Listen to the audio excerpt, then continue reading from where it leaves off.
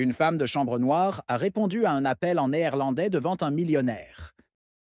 Le lendemain, il la convoqua. Le téléphone portable de Zoé vibra, tandis qu'elle nettoyait le sol en marbre du somptueux hall de l'hôtel Grand Plaza. D'habitude, elle ne répondait jamais aux appels pendant les heures de travail. Première règle du directeur Richard, surtout pour le personnel d'entretien.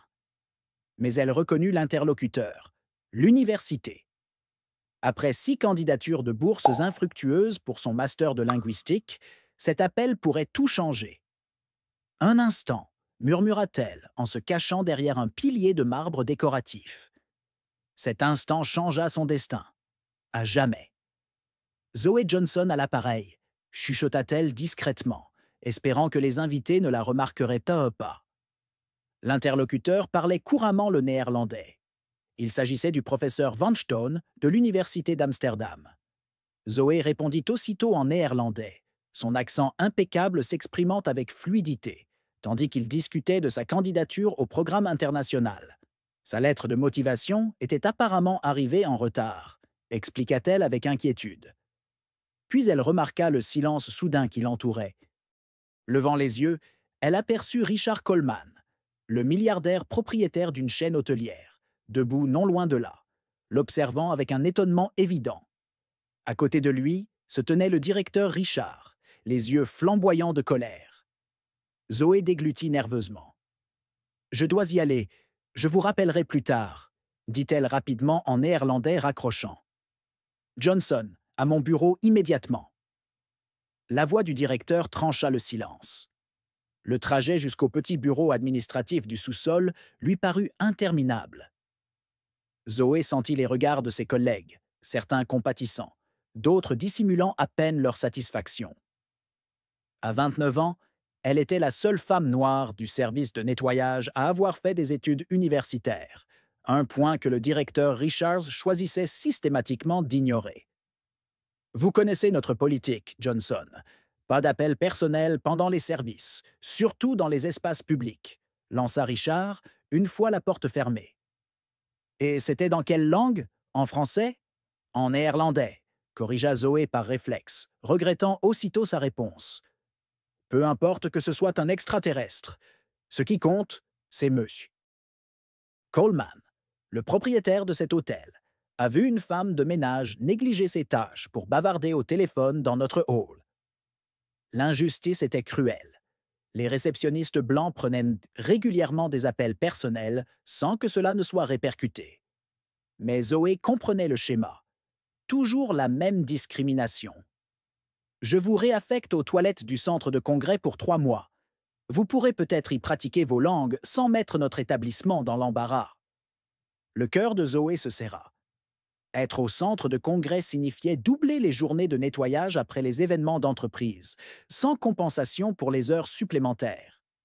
La punition habituelle de Richard pour les contrevenants. Vous pouvez partir et vous estimer heureuse de ne pas être licenciée. Cette soirée fut l'une des plus longues de sa vie. Dans son appartement exigu partagé avec 2 étudiantes infirmières, Zoé pleurait en silence, les yeux fixés sur son diplôme de linguistique et ses certificats internationaux accrochés aux murs écaillés. 6 ans de ménage dans des chambres d'hôtel, tout en économisant pour ses études supérieures, a envoyé des CV restés sans réponse après des entretiens en face à face. Le lendemain matin, elle arriva tôt, déterminée à faire preuve de professionnalisme, malgré l'injustice. Le téléphone de la réception sonna. « Zoé Johnson », appela Jennifer, la réceptionniste en chef. « Les ressources humaines ont besoin de vous immédiatement. » Le service des ressources humaines occupait le dernier étage, à côté des bureaux de la direction, un territoire interdit au personnel de nettoyage. Dans l'ascenseur, elle se sentait invisible comme d'habitude, entourée de cadres discutant de contrats à plusieurs millions de dollars sans même signaler sa présence. « Johnson », lança le directeur des ressources humaines à son entrée. « Veuillez vous asseoir. » Zoé resta figée, se préparant à être licenciée. « Monsieur Coleman a demandé un entretien personnel avec vous. Maintenant. » Le bureau du propriétaire dépassait la superficie de son appartement. Richard Coleman, 45 ans, était connu dans le monde des affaires pour avoir transformé des hôtels en faillite en établissements de luxe, et maintenant il la fixait droit dans les yeux. Néerlandais, français, italien et mandarin, c'est bien ça?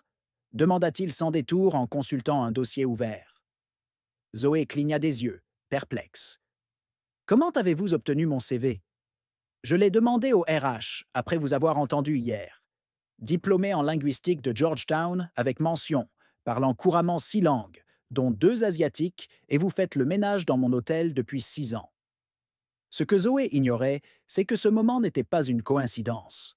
Personne dans cet hôtel ne se doutait que derrière cette conversation téléphonique en néerlandais se cachait une histoire bien plus vaste, un lien inattendu qui allait non seulement transformer l'existence de Zoé, mais aussi révéler un système de discrimination qui avait caché des talents extraordinaires derrière des serpillières et des produits d'entretien pendant des années. Si cette histoire de préjugés au travail vous indigne, abonnez-vous pour découvrir comment un simple appel en langue étrangère a déclenché un renversement de situation que même le milliardaire le plus puissant n'aurait pas pu anticiper. Pendant quelques secondes, un silence complet a envahi le bureau. Zoé resta immobile, assimilant ce qu'elle venait d'entendre. Richard Coleman connaissait vraiment son identité, pas seulement celle de la femme invisible en tenue de ménage que tout le monde ignorait dans les couloirs. 6 ans, répéta Coleman en fermant le dossier et en croisant les bras. Puis-je vous demander pourquoi une linguiste diplômée de Georgetown nettoie mes toilettes au lieu de s'occuper des traductions internationales? Zoé inspira profondément. J'ai soumis 47 CV au service des relations internationales de cet hôtel. Tous ont été ignorés. J'ai tenté 12 mutations internes, systématiquement refusées. Par qui? Le directeur Richards et M. Whitmore, directeur des opérations. Coleman nota les noms sans hésitation. Intéressant. Whitmore se plaint constamment du manque de personnel multilingue pour les clients internationaux. Il plissa les yeux. Surtout pour les conférences asiatiques. Ce que Coleman ne mentionna pas, c'était une tendance inquiétante. 3 mois plus tôt, il avait engagé des consultants pour enquêter discrètement sur les raisons pour lesquelles ces établissements de la côte Est affichaient un taux de rotation alarmant parmi les employés qualifiés non blancs. Zoé, je vais être direct. Demain commence une conférence commerciale avec des chefs d'entreprise néerlandais et chinois. J'ai besoin de quelqu'un qui parle couramment les 2 langues et qui comprenne les subtilités culturelles. Et vous voulez que je nettoie leur chambre? Demanda Zoé, incapable de réprimer son sarcasme. Coleman sourit brièvement. Je vous recherche comme coordinatrice temporaire des relations internationales pour cet événement. Salaire de 5 000 $ par semaine, à compter d'aujourd'hui. Zoé faillit laisser tomber son sac à main. C'était plus que ses 3 mois de salaire. Pourquoi moi? Il existe des centaines de candidats qualifiés. Parce que je vous ai entendu parler néerlandais comme une locutrice native, parce que vous possédez les qualifications requises, et parce que je soupçonne qu'il y a un sérieux problème dans mon entreprise. 1 heure plus tard, Zoé entra dans l'ascenseur avec un nouveau badge d'identification et un accès complet au système de l'hôtel. En se rendant au RH pour remplir des documents, elle croisa la responsable Richard. L'expression choquée de la femme était inestimable. « Johnson, que faites-vous à cet étage sans uniforme ni affectation ?» Madame Richard, coordinatrice des relations internationales, à la demande expresse de M. Coleman. Richard pâlit visiblement. « Impossible. Vous n'avez pas les qualifications requises. » Diplômé de Georgetown. Parle couramment 6 langues, dont le mandarin et le néerlandais, l'interrompit Zoé, conservant son calme professionnel. Mon CV est dans les dossiers de l'hôtel depuis 6 ans, avec mes 12 demandes de mutation. Tandis que la responsable balbutiait des explications, Zoé continua son chemin. Au RH, elle découvrit une alliée inattendue. Zoé Williams, une analyste en recrutement récemment embauchée, manifesta un enthousiasme sincère. « Zoé, enfin, j'ai examiné votre dossier à mon arrivée il y a 3 mois et je ne comprenais pas pourquoi quelqu'un avec vos qualifications était au service d'entretien.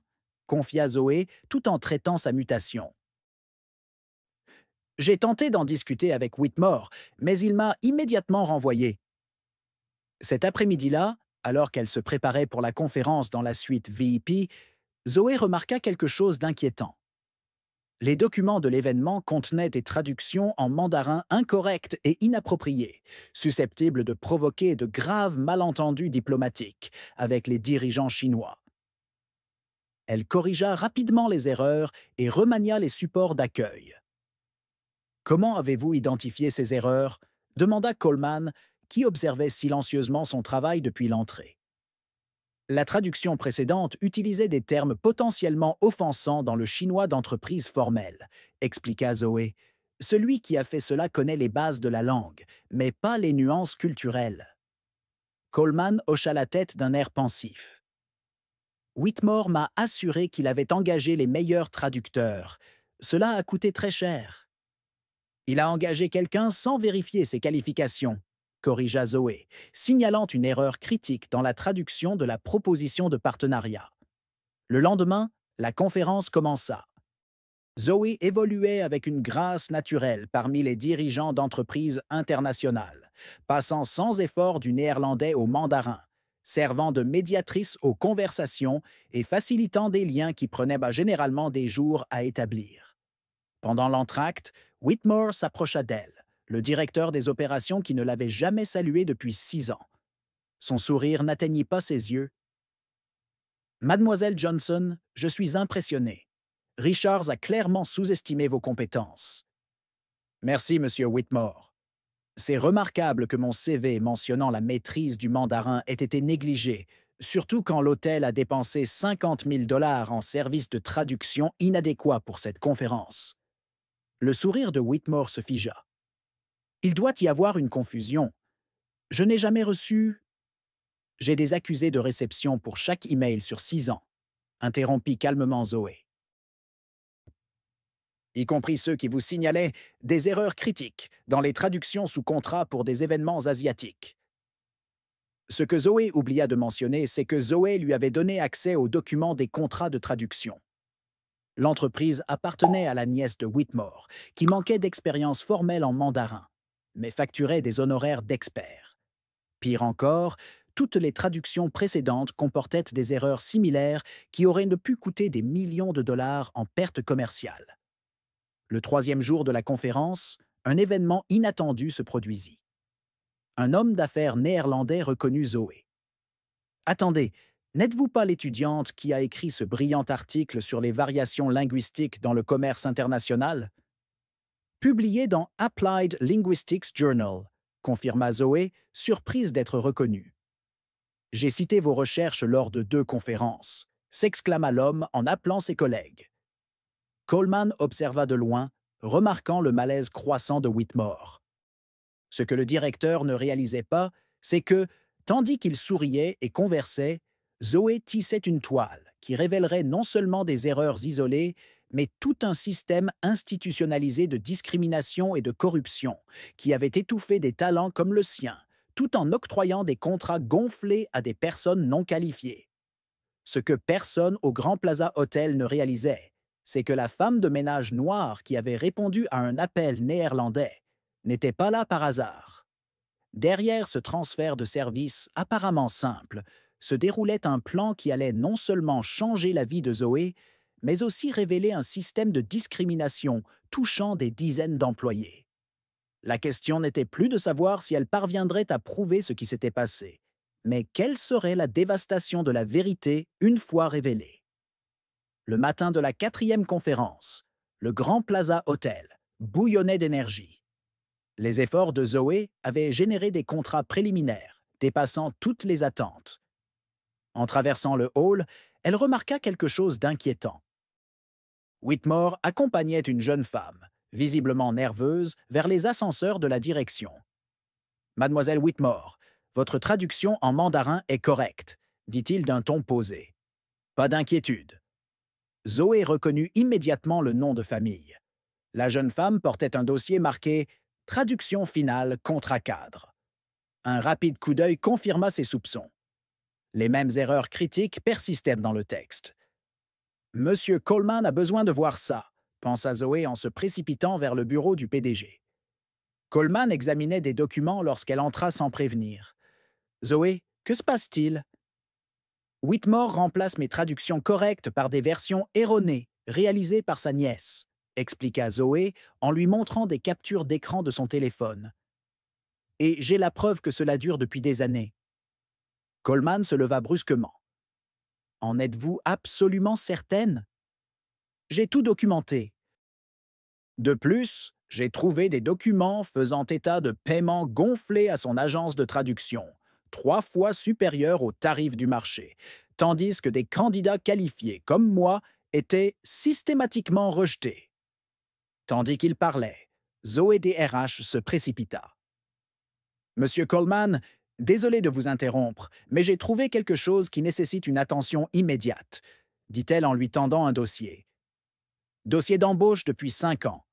Rejet systématique de candidats qualifiés non blancs, en particulier de femmes.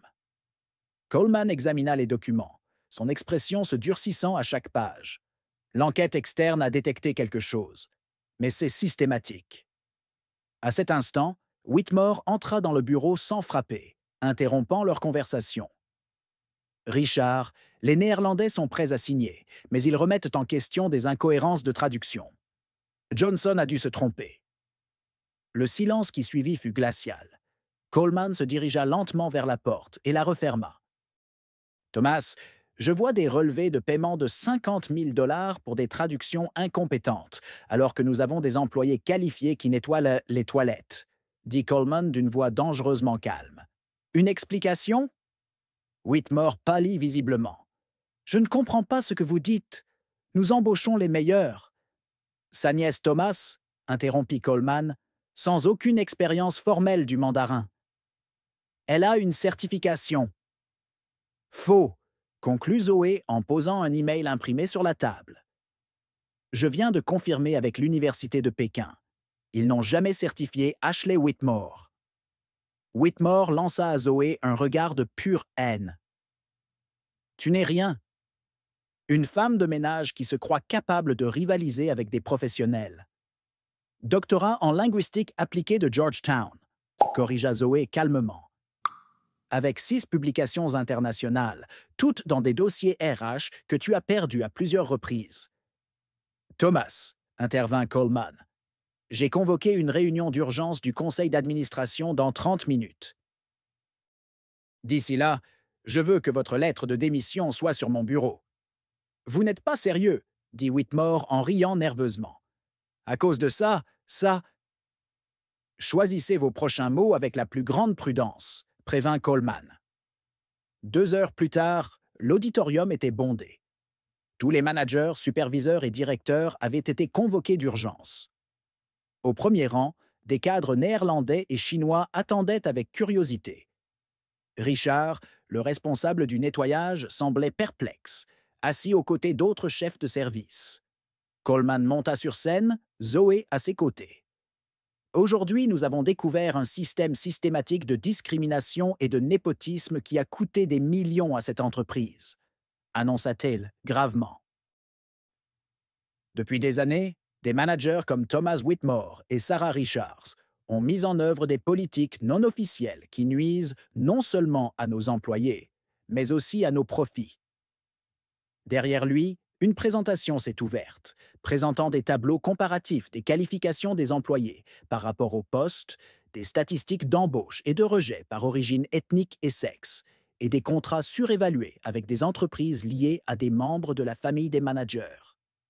Madame Johnson, que certains ne connaissaient que comme femme de ménage, a sauvé notre entreprise d'un désastre diplomatique et financier cette semaine, a poursuivi Coleman, en corrigeant des traductions qui auraient coûté des millions en malentendus contractuels. Les hommes d'affaires asiatiques ont hoché la tête en signe de reconnaissance, certains applaudissant discrètement. À la suite de cette enquête, Thomas Whitmore a été licencié pour motif grave, a annoncé Coleman. Sarah Richards est suspendue pendant que nous terminons notre enquête sur son implication. Nous procédons immédiatement à un audit complet de toutes les embauches et promotions sur 5 ans. Un silence stupéfait s'abattit sur la salle. Richard, pâle, fixait le sol. Et enfin, sourit légèrement Coleman, j'ai le plaisir d'annoncer que le docteur Zoe Johnson est nommée directrice de la communication internationale, supervisant toutes les opérations multilingues. L'auditorium éclata en applaudissements. Certains hésitants, beaucoup enthousiastes, notamment parmi l'équipe de nettoyage assise au fond, qui applaudissait les larmes aux yeux. En quittant la scène, Zoé remarqua Whitmore escorté hors du bâtiment par des agents de sécurité, le visage crispé par une rage impuissante. En passant devant Zoé, il murmura « Tu ne tiendras pas un mois !» Zoé se contenta de sourire sereinement. Dans la poche de son blazer fraîchement acquis se trouvait un enregistreur, celui-là même qui avait enregistré toutes les menaces et tous les commentaires racistes que Whitmore avait murmurés ces derniers jours, alors qu'il tentait désespérément de dissimuler son plan. Ce soir-là, dans son nouveau bureau surplombant la ville, Zoé s'autorisa enfin à pleurer. Ce n'était pas des larmes de tristesse, mais une profonde catharsis. 6 ans à nettoyer les couloirs, alors que son potentiel était bafoué. 6 ans à se dire « ton CV a dû se perdre » et « tu n'es peut-être pas compatible avec la culture d'entreprise ». Elle décrocha le téléphone et appela sa mère, qui avait tout sacrifié pour payer ses études. « J'ai réussi, maman », dit-elle simplement, la voix brisée. « Quoi ?» Personne au Grand Plaza Hotel n'aurait pu prédire ce jour-là que la véritable transformation ne faisait que commencer. Alors que certains cadres digéraient encore le choc de voir leurs anciens privilèges s'effondrer, d'autres prenaient déjà conscience de l'inévitable vérité. Le véritable talent, lorsqu'il se révèle enfin, non seulement corrige les injustices passées, mais redéfinit aussi l'avenir. La chute de Whitmore et de son plan discriminatoire n'était que le premier chapitre d'une refonte complète qui allait ébranler les fondations non seulement de cet hôtel, mais de l'ensemble du secteur hôtelier américain. Et tout a commencé par un simple appel téléphonique en néerlandais. 6 mois s'étaient écoulés depuis ce jour fatidique, où Zoé avait répondu à un appel en néerlandais dans le hall du Grand Plaza Hotel. Ce qui avait été un cas isolé de justice personnelle s'était transformé en une révolution silencieuse dans l'industrie hôtelière américaine. Le bureau de Zoé, au 32e étage, surplombait désormais tout Manhattan. Une discrète plaque sur la porte en chêne indiquait « Dr. Zoe Johnson, vice-présidente de la diversité et des relations internationales ». Le salaire mensuel était à 5 chiffres, et non annuel. Mais le véritable pouvoir résidait au-delà du titre ou de la rémunération financière. Comité de restructuration réuni et en attente. Docker. Monsieur Johnson, annonça Zoé, désormais son assistante de direction et amie proche. Tous les directeurs régionaux participent à la conférence téléphonique. Zoé hocha la tête et prit une grande inspiration avant d'entrer dans la salle de conférence où l'attendaient Richard Coleman et le conseil d'administration. C'était le jour de la présentation finale du programme Talents Invisibles, une initiative personnelle de Zoé visant à identifier et promouvoir les employés qualifiés systématiquement négligés au sein de la chaîne hôtelière. Les résultats du programme pilote ont dépassé toutes nos attentes, commença Zoé en présentant les chiffres à l'écran. En seulement 6 mois, nous avons identifié 147 employés possédant des compétences en langue, finance, gestion et technologie, mais occupant des postes bien en deçà de leurs capacités. 83% d'entre eux étaient noirs, latinos ou issus d'autres minorités. Coleman acquiesça d'un hochement de tête approbateur. Ce programme avait été sa première revendication lors de sa promotion, non seulement pour améliorer sa situation personnelle, mais aussi pour transformer le système dans son ensemble. Le plus impressionnant, a poursuivi Zoé, est l'impact financier. Les coûts de traduction externalisés ont diminué de 78%. La satisfaction des clients internationaux a augmenté de 42%. Et notre taux de diversité est désormais parmi les meilleurs du secteur. Tout cela tout en offrant de réelles opportunités à nos employés. De l'autre côté du pays, Sarah Richard a suivi la conférence depuis un petit hôtel californien. Après une enquête approfondie, elle avait échappé au licenciement en acceptant une rétrogradation et une mutation. Elle gérait désormais la blanchisserie d'un établissement de second ordre, une humiliation quotidienne pour quelqu'un qui avait autrefois rejeté des talents sur la base de préjugés. La prochaine extension du programme comprendra un système de mentorat interne, a expliqué Zoé.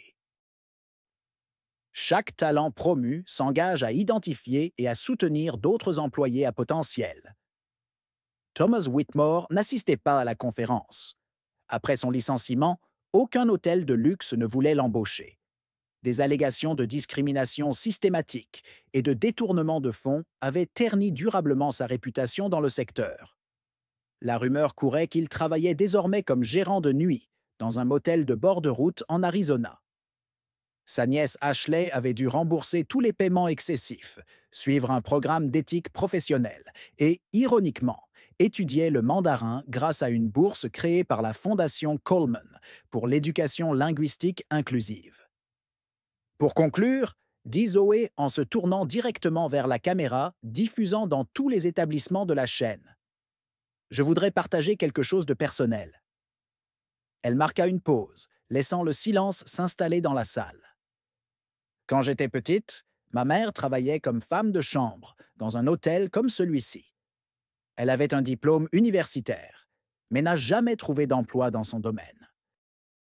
Elle me disait toujours « Zoé, peu importe à quel point ils essaient de te faire sentir invisible, ta valeur ne dépend pas de leur reconnaissance. » Zoé prit une grande inspiration, gardant son sang-froid. Ma mère est décédée en croyant que certaines portes ne s'ouvriraient jamais pour des gens comme nous. Elle n'a pas vécu assez longtemps pour voir ce moment, pour comprendre que son sacrifice en valait la peine. De l'autre côté de la salle, plusieurs cadres, dont beaucoup venèrent d'être promus grâce au programme, essuyaient discrètement leurs larmes.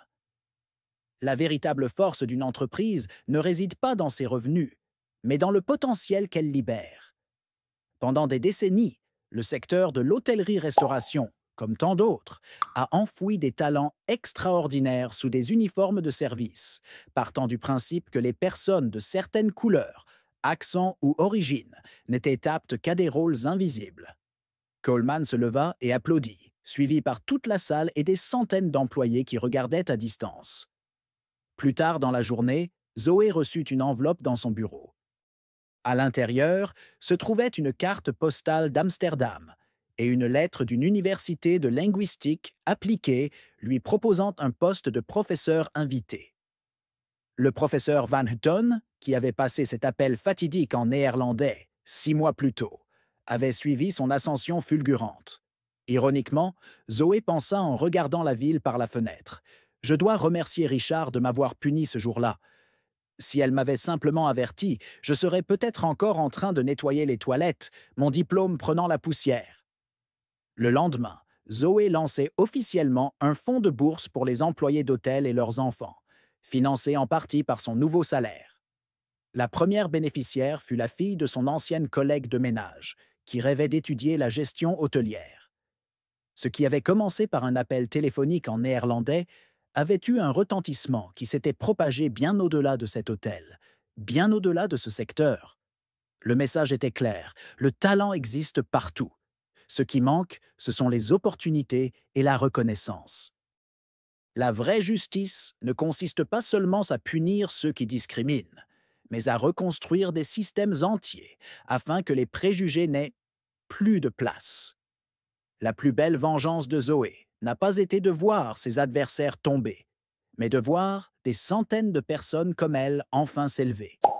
Si cette histoire vous a touché et vous a fait réfléchir à la façon dont les préjugés silencieux peuvent étouffer les talents extraordinaires, laissez un commentaire et n'oubliez pas de vous abonner à la chaîne pour découvrir d'autres histoires inspirantes de personnes qui ont transformé l'injustice en levier de changement. Après tout, la plus grande leçon que Zoé nous enseigne est que la véritable grandeur ne consiste pas à surmonter les obstacles seuls, mais à s'assurer que les portes restent ouvertes à tous ceux qui viendront après nous.